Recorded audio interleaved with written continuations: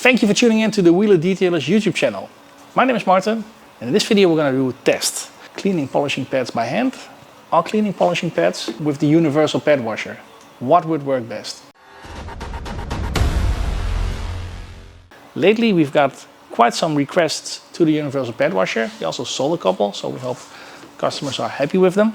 And that caught my attention, because normally this is a product we don't sell so often. So therefore I thought, well, let's make a good video about a comparison. So first step, what we're going to do is we're going to go downstairs to the kitchen. We start with cleaning by hand. Follow me. So, dirty polishing pad. We see here caked on rests of polish residue. So often aluminium oxide, but probably also some glycerine, some petroleum rests. And now it's time to see how we can clean this pad by hand. First of all, I'm only going to start with using some running water right from the tap. And I'll use my thumb from inside to outside to release as much of rest polish as I can. You can see that it is working for a part, but not for the full 100% yet.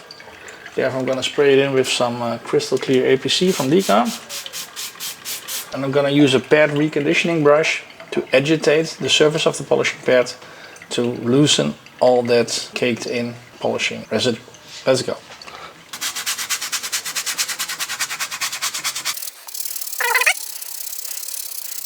So I'm going to open the tap again and press out all that rests of polish.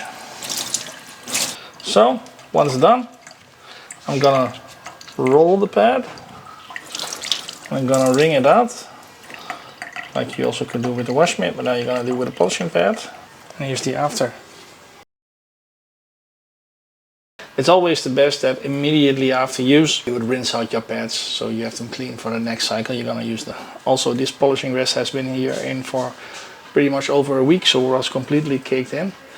And then you could see that only with running tap water this would not get clean, so I need a little bit more help from the Crystal Clear APC and an agitating brush, and then we go from there.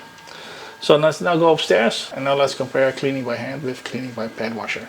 Follow me. Welcome back again in the detailing bay. The first step went quite alright with the Pad Reconditioning Brush, also with some help from Decon's Crystal Clear APC all-purpose cleaner to clean this green pad. So let me try to explain to you how the universal pad washer actually works. So first of all, it's a big red gritguard bucket. On the bottom of this bucket is this plastic insert with these 4 cores. And on these 4 cores there comes a plastic part on top with a spring inside. Hope you can catch it on camera.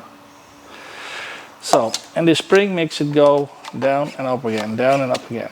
So the idea is that this plastic part is on the bottom, then the plastic parts with the spring go on top of the cores, so they all can be pressed and come back in their up position. Then on top there is a grit guard, and you need to fill the bucket with water. When you press the grit guard down, it touches the water level in the bucket, and then here in the center there's this extra part which makes it glide easier when you maneuver your pads over it.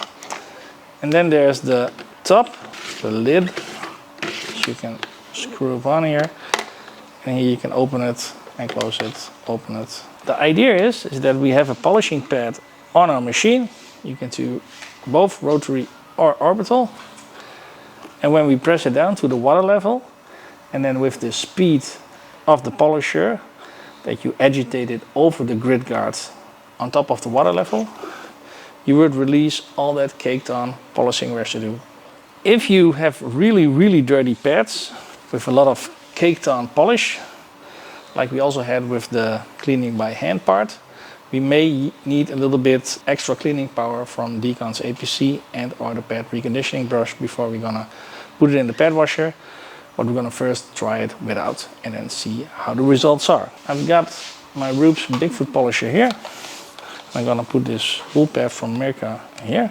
I'm gonna close the cover, and I'm using my normal machine setting, which is around 4 to 5. Press it down so the cores go down with the grit guard on top, and I'm going to touch the water level, then I'm going to agitate it over the grit guard. Here we go.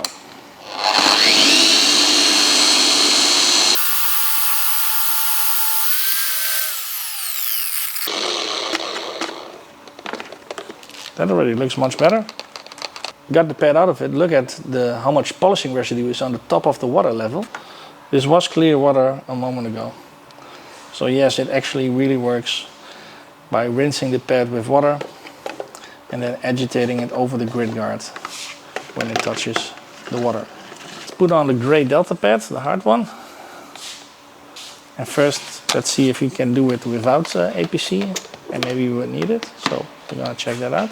So I'm gonna switch it on. I'm gonna press it down to the water level. And I'm gonna agitate it over the grit guard.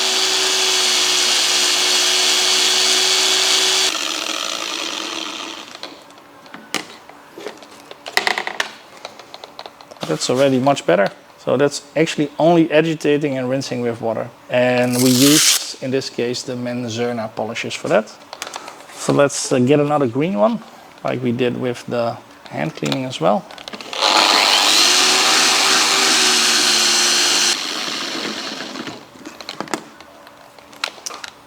Perfect. So now that we're here, we're gonna do the last one too. The yellow one. Cool.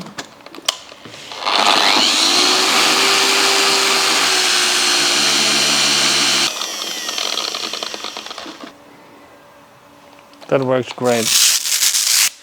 Short recap. Cleaner pads just are much more efficient. They make your polishing process go much better, much smoother, faster as well.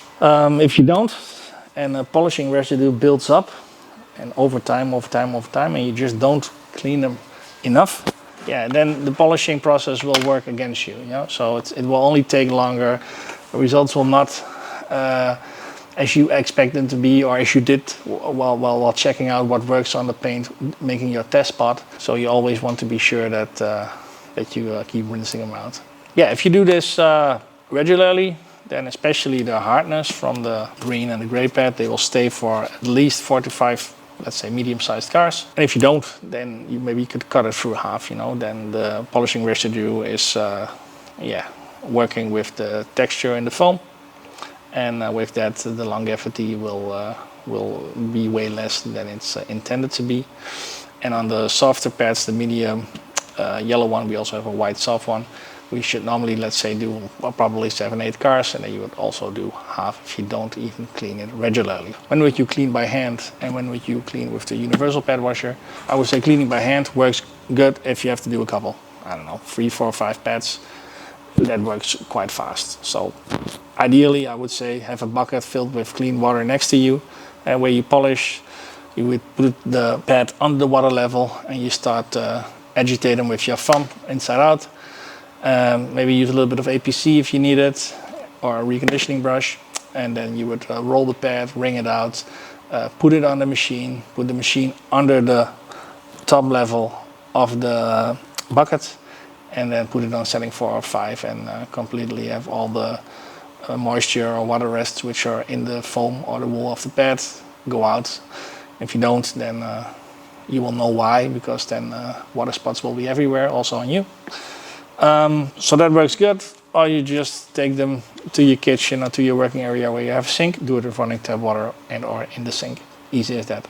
So if you only have to do a couple of pads, then cleaning by hand is perfect. If you have to do more, so you're working with colleagues, you have to do 20, 30, 40 pads, maybe even more.